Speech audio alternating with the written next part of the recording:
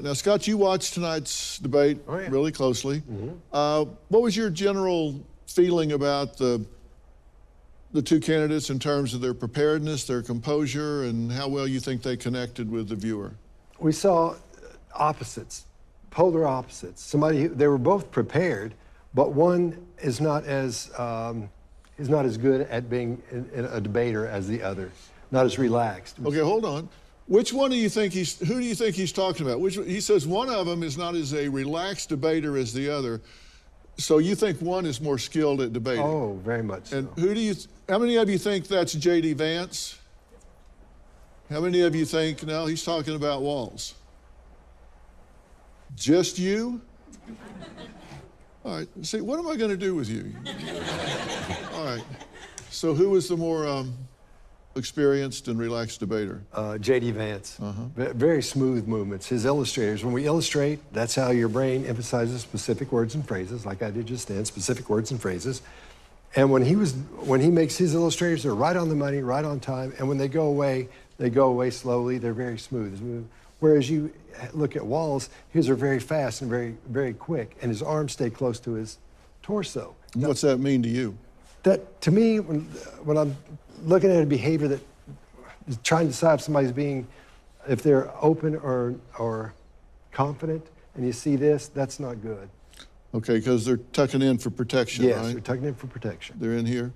And Vance has given a lot more interviews than Walz and Harris combined, so maybe he's gotten a little more comfortable under fire. Sure looks it. Sure looks it. Do you think it helped him get his message across? Very much so, especially Really? in a couple of spots we'll talk about. Okay, you want to show us what they are? Yeah. All right, let's go. You want to go over to the screen here? Yeah, let's take a look. All right, show us what you got. All righty. Okay. Let's see what this first... Now, this is Vance, where you say he does come across as confident here. Yes. Does that mean he's more believing what he's saying? Oh, yes. This is someone who is a true believer, who believes in what he's saying, being completely honest with what he's saying, nothing to hide at all. All right. So. And what are we looking for? So what we're going to look for, we'll look for the head tilt as this section right in here of his head. We'll look at that, and we'll say, okay, well, what's happening? As he's talking, it looks like he's listening. When we listen, our head tilts a little bit, and that right ear comes forward a little bit. When he's looking at Walz, what we're seeing here, we're seeing this begins panic almost, because he doesn't know what to say. See how he backs up there, and he's thinking? This is called the grief muscle. Right in that area there, that's a horseshoe style. When your forehead comes together in an upside down horseshoe, that's the grief muscle. He's not sure. Right there it is, right there. Perfect. So when you say grief muscle, what are you saying that he's saying to himself right now? He's worried. He's a little panicked, and he doesn't know what's going to happen next. He's got the idea of what he wants to say, but he doesn't know exactly what he's going to say. Okay. But he has the concept. All right. He's doesn't have it down yet. Okay. So, and his blink rate, because you're always fascinated with blink rate. Let's check out Vance's blink rate compared to Walz's blink rate. All right, is this in clip 2?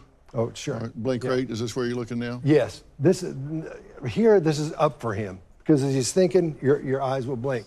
But as your stress goes up, people blink anywhere from 15, 20 times a minute. And here we're seeing that's about right for here. But that's about right for his blink rate. And over here, he's not even talking, and we'll see his blink rate skyrocket in just a couple of seconds there. So keep an eye on that. But at the same time, here are the illustrators I've been telling you about. He doesn't do anything unique, and these are all classics that a lot of people do. So he hasn't been out rehearsing which ones to use. He uses the classics, this one, the karate chop, and the framing stuff. So everything there is fine, and everything lands on the money. When the words he's emphasizing, those hit on those words, and that's really important. Okay, now we want to see the blink rate here. Can we roll this back just a little bit, or is it still to come on this? Okay. All right, here we go.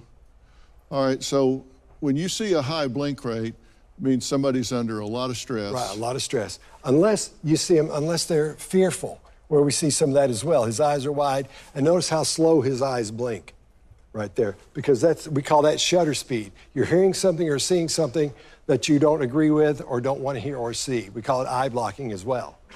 but that's what we're seeing when his eyes blink really, really slowly. So this is fear here. It must be in the clip I'm talking about where his speed up. Yeah, well, no, I see the fear that you're talking about here. Yeah, grief muscle, the whole. Yeah, you know, people think when they're lying, they won't look at you in the eye. Sometimes they just stare at you like a dead trout.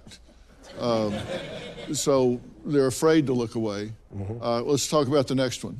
All righty. All right, this is the third one, and this is a clip where Governor Walz and Scott says he's being deceptive. Yes, at the end, we're going to see as he says this phrase, he says, people are getting what they need. That's the last thing he says. And when he does that, you'll see this left shoulder go up right there. You'll see his left shoulder go up, and you'll see that chin point toward his shoulder. So that's what's going to happen when he does that. There it is, right there. Now, there are no scientific studies that show that means you're being deceptive. There are none. Because when I train law enforcement in the military, I have to tell them from the studies of what I know, so I don't give them some information that might get them killed because I feel like it's something that's important. There are no studies that show that. However, every time I've ever seen it, and a couple of FBI agents that I know have seen that, that's how we started talking about it, that has always been a deceptive cue. They've always been being deceptive when you see that shoulder come up and the chin go toward the shoulder. So what this tells me here is he doesn't believe what he's saying there. He knows that's not true, or he knows it himself doesn't believe it to be true. So that's what we're seeing there. That's why that's really what important. You see when you go. Yeah, you get that thing. I don't know. I don't know where we're going. All right, you're scary. So. All right, now things got a little heated, and here's an example of Senator Vance taking control of the situation. Show us this clip. This is a masterful taking over the conversation. When the moderators try to stop him. Margaret, but thank you, Senator. We have so much to get to. Margaret, I think it's important because we're going to turn out of the economy. Thank Margaret, you. the rules were that you guys weren't going to fact check, and since you're fact checking me, I think it's important to say what's actually going on. Pay attention to that. All right. Tell us about that. What he did here was masterful because he took over as they're trying to shut him down. He sticks this up, which is called a regulator. Regulators are what you use when you're trying to control a situation. Slow something down, speed something up, you stay there, you come over this way, you all do this. Those are regulators because I'm trying to control what's going on. A lot of times when someone starts to, when you're trying to shut somebody down, you'll step up and go, wait. That makes the person, that ramps him up. He does his very slowly. He comes up like this and just sticks his hand up and starts speaking softly and then gets louder as he goes. Not a lot louder, but loud enough where they can hear him and they know there's no way out of it. And he keeps speaking. And so he took control of the conversation at that point and they were listening to him. Okay, now the next one is China. Hong Kong, when he's talking about was he in Tiananmen Square or not. Right. And he said, were you there or were you not? Right. And what do you want to look for in that? Oh, I'm going to look for the things that tell us we know he wasn't there. And this, I'll put all my money on this. We're going to see fear, we're going to see panic, we're going to see shame. And the grief muscle as well. So we'll throw, everything's in this one. All right, let's take a look and we'll listen. You said you were in Hong Kong during the deadly Tiananmen Square protests in the spring of 1989. But Minnesota Public Radio and other media outlets are reporting that you actually didn't travel to Asia until August of that year. Can you explain that discrepancy? Yeah, well, and to the folks out there who didn't get at the top of this, look, I grew up in small rural Nebraska, town of 400. Town that you rode your bike with your buddies till the street lights come on, and I'm proud of that service. I joined the... Yeah, as that head goes sideways, that's panic, because he's not sure how he's going to defend this. He knows the question's coming, so he's got something ready, but it's not coming out the way he thought about it. So he's got inner dialogue going on. He's thinking about it. That's why I see that head turn, those eyes get really, really wide. I know what that looks like. That's what's happening there. Yeah, and you see the grief muscle again here. Yes. Oh, yeah, the upside down horseshoe right there. And the rest of this is panic. We see his eyes doing this, that's panic. And this, yeah, I know. And these up here, usually we look at that and we say, well, that's disgust or whatever. But this is a panic mode. See how his head's coming forward and his chin is up like that? He's trying to get that out as fast as he can. And this is one of the only illustrations we see from him as he's talking. And this is the one that's come out further from his body than anything else because he's trying to make sure I want you to believe me. You got to believe me. That's what we're seeing, the panic here in that. Wide eyes, grief muscle, and everything's far out. Let's finish the clip here. National Guard at 17, worked on family farms, and then I used the GI Bill to become a teacher, passionate about it, a young teacher. You said Okay. You know, I spent a lot of time, as I said, in the litigation arena preparing witnesses.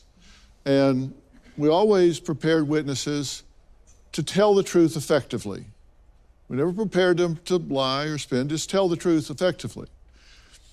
And don't you agree that if someone asks you a question and you want to be persuasive, you should answer the question first and then explain it? Like, were you there last night? Yes. Let me tell you why. As opposed to, were you there last night? Well, you know, wait a minute. Were you there or were you not? Don't you want to hear the answer up front?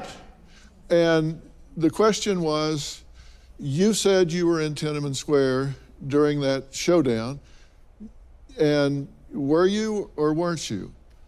Well, I was born in Nebraska in a town of 400, grew up on a farm, eating corn or whatever. As you know, we call that chaff and redirect. He gives out a lot more information, hoping that your brain will follow that information and not ask any more questions and forget what you're talking about. That's why when you're asking a question, they go, well, listen, here's what really happened. When I get up in the morning, I eat toast every day. And they start talking about something that has nothing to do with what the answer is. And my point is, would it have been better off if he had said, no, I wasn't, and I said I was? Let me explain. I took student groups over there probably 30 or 40 times 35 years ago. And I remember this being a really big deal, and I just got it confused timing-wise. Bad mistake on my part, I apologize. Next question. Would that have been a better response? But then we wouldn't have known where he was born. That's true. That's true.